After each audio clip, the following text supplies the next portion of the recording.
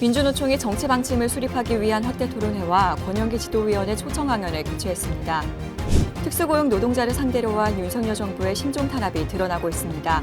화물 노동자의 건설기계 노동자를 노조법산 노동자가 아닌 사업자로 보는데 무엇이 문제인지 짚어봅니다. 순천만의 노동자들이 순천시의 고용 보장을 요구하며 노숙 농성에 돌입했습니다. 순천만 자벌드와 순천만 국가정원 노동자들의 이야기를 들어보겠습니다. 농성하는 노동자들의 천막들이 가득한 국회 앞, 급격하게 추워진 겨울 날씨 속에서 노동자들은 무엇을 요구하고 있는지 잠시 후 전해드립니다. 시청자 여러분 안녕하십니까? 민주노총 뉴스 황미경입니다. 12월 16일 민주노총 뉴스 시작합니다. 민주노총이 정치 방침 수립을 위한 확대 토론회와 권영길 지도위원회 초청 강연을 개최했습니다. 10년 동안 정치 방침이 없었다는 자성과 함께 노동자 정치 세력화의 필요성을 공감하는 자리였다고 하는데요. 어떤 얘기가 오갔는지 함께 들어보겠습니다. 권영길 지도위원은 전국 언론 노조와 민주노총 초대위원장을 역임하고 민주노동당 초대대표, 국회의원과 대통령 후보를 지내며 노동운동, 진보정치의 큰 기둥이 되었습니다. 지난주 금요일 민주노총은 정치방침 수립을 위한 확대 토론회와 권영길 지도위원회 강연을 개최했습니다. 권영길 지도위원은 강연에서 민주노동당이 분당되면서 우리 사회 노동운동이 어려움을 맞게 되었다면서도 지금은 당연시 여겨지는 무상급식, 주 5일제 등의 성과도 적지 않다고 역설했습니다. 이어 민주노총이 노동자 정치 세력화를 위해 단결해야 한다고 강조했습니다. 민주노총 조합의 중심이 돼서 노동자 중심의 진보 정당을 만들어서 그 정당이 국가 권력을 쟁취하도록 하겠다. 1차적으로는 2023년 총선에서 그 정당이 힘을 갖도록 하겠다. 이렇게 구체적으로 저는 제시를 해야 된다고 보고 있습니다. 강연이 끝난 뒤에는 민주노총의 정치 방침을 어떻게 세워낼 것인지 다양한 의견을 주고받는 열띤 토론이 이어졌습니다. 대표적으로 대중투쟁운동본부의 실천을 통해 연대 연합 정치를 시도하자며 민주노총 조합원들이 제도적으로 의사결정과 집행을 책임져야 한다는 의견이 있었습니다. 다른 의견으로는 현장 조합원들에게서 답을 얻어야 한다며 민주노총이 결심하고 노동자 정치 세력화에 책임지고 나서야 한다는 의견이 있었습니다. 더 이상 머물거릴 시간이 없다는, 모두가 함께 논의하고 합의할 수 있는 안을 만들어보자. 노동 중심성을 확고히 세워서 뿌리가 튼튼한 진보 정치 세력화, 노동자 정치 세력화를 만들어보자는 게 조합원들 사이에서 모아지는 의견인 것 같습니다. 민주노총은 지난 10년간 정치 방침을 제대로 수립하지 못하고 방치해왔습니다. 이제 윤석열 정부의 탄압에 맞서 모든 진보 세력이 뭉쳐야 할 때입니다.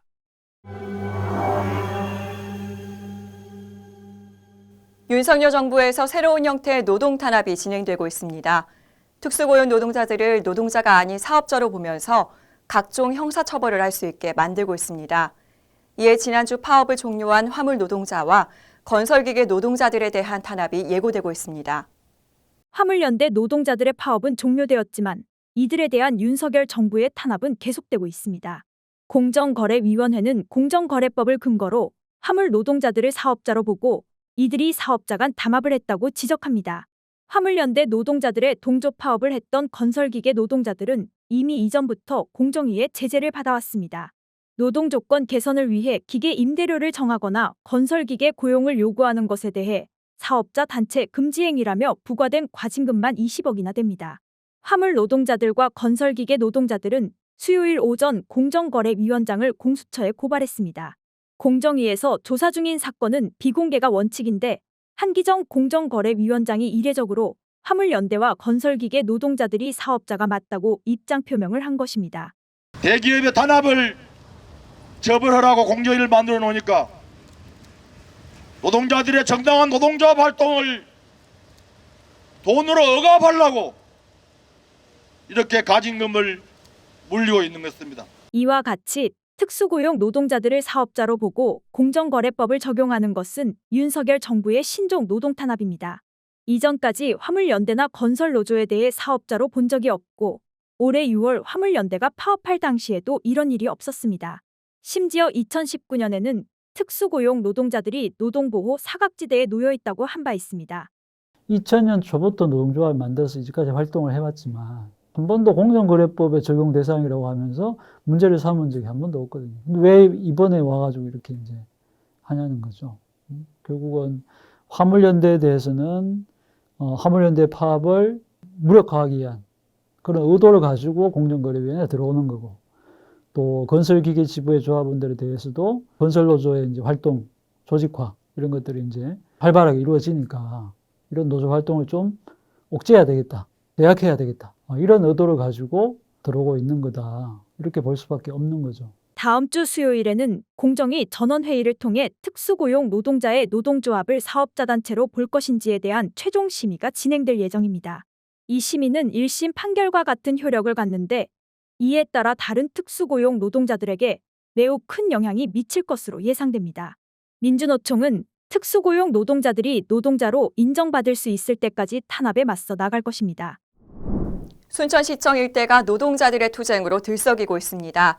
순천만 자벌드와 순천만 국가정원의 노동자들이 순천시의 고용보장을 촉구하고 나선 것인데요.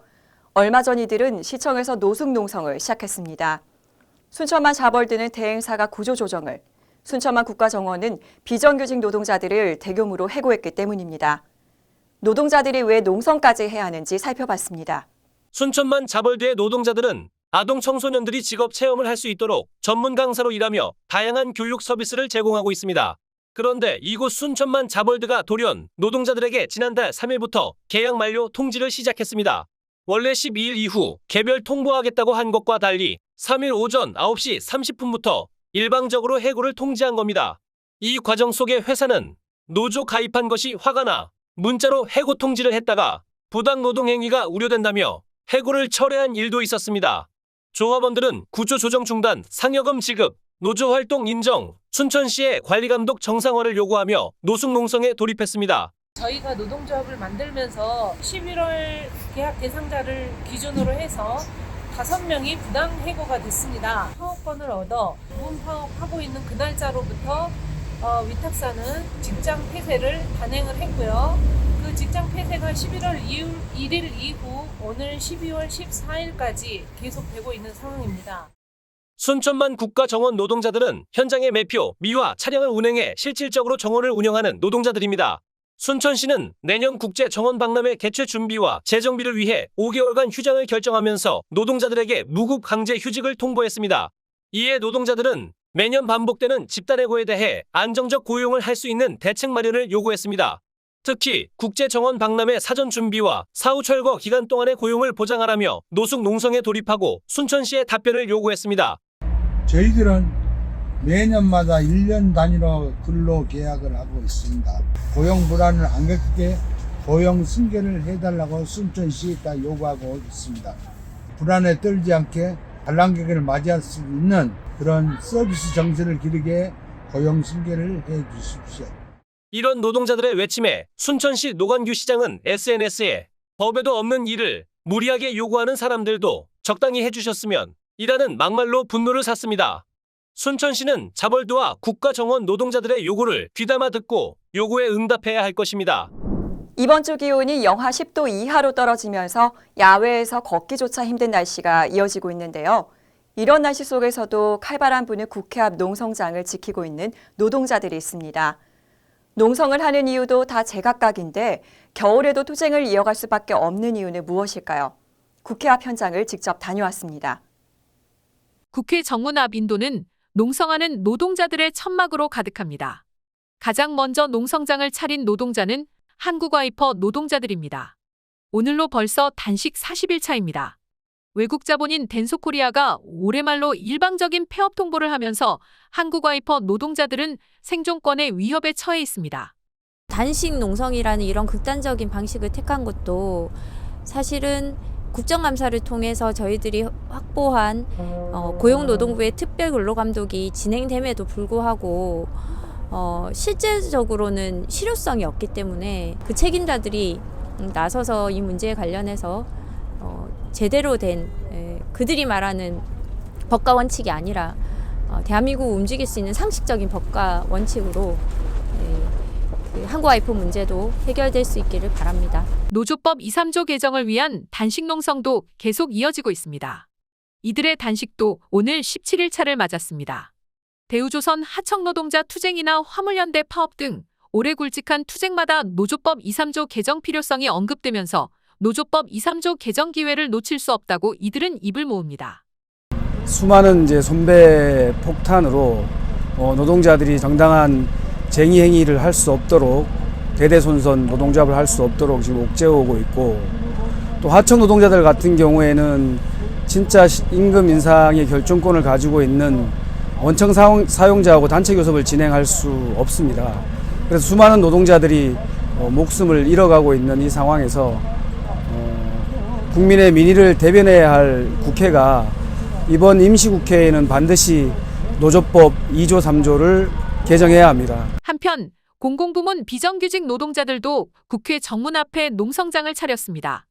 지난달 25일 총파업 후 국회 앞에서 매일 복지수당 차별 철폐와 학교 급식 노동자 폐암 산재 문제 해결을 외치고 있습니다. 지난주에는 학교 비정규직 노조 위원장과 공공연대 노조 위원장의 단식 농성도 진행됐습니다. 저희가 예산의 문제에 있어서 실질 임금보다 못한 그 생활고를 실질적으로 노동자들은 굉장히 많이 겪고 있거든요. 국회에서 여야가 권력 다툼하지 말고 정말 민생을 생각한다면 제대로 된 예산을 좀 통과시켜서 여야가 책임 있는 그런 모습을 보여줬으면 좋겠습니다. 화물연대 이봉주 위원장도 이번 주 월요일부터 단식 농성에 돌입했습니다. 안전운임제 지속과 품목 확대를 위해 국회의 논의기구 구성을 요구하기 위해서입니다. 안전을 책임지는 단위는 정부입니다. 그리고 그 안전에 대한 법은 국회가 만드는 겁니다. 정부는 빠르게 국민의 안전을 위해서 안전운임제도에 대한 그 방안을 마련해야 될 거고요. 국회도 빠르게 이 법안이 통과될 수 있도록 노력해야 됩니다. 또한 대학노조, 비정규교수 노조, 정교조 등 교육노동자들도 각각 대학재정 지원과 대학교원제도 개혁, 교육계약 저지를 외치며 선전전과 농성을 하고 있습니다. 각자의 절박한 이유로 농성하는 노동자들.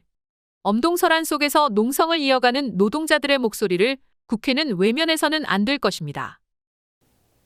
윤석열 정부의 노동 탄압이 본격화되자 이에 맞서 전국 각지에서 투쟁을 조직하고 있습니다. 결국 노동자들의 생존권을 지켜내고 불평등한 세상을 바꾸기 위해서는 노동자 민중에게 정치 권력이 필요합니다. 이제 10년 동안 멈춰있던 노동자 정치 세력화의 톱니바퀴를 굴려야 할 때입니다.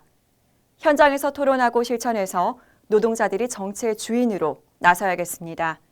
12월 16일 민주노총 뉴스 마치겠습니다. 시청해주신 여러분 고맙습니다.